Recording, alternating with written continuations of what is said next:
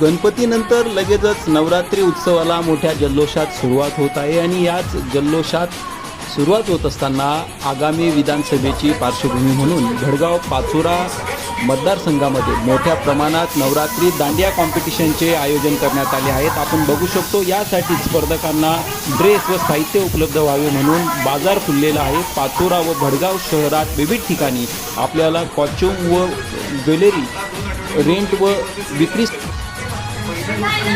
विक्रीसाठी उपलब्ध आहेत। भडगाव व पाचोऱ्यातील विविध टोच व कॉलन्यांमध्ये आता आपल्याला हे ड्रेस उपलब्ध होऊ शकतात।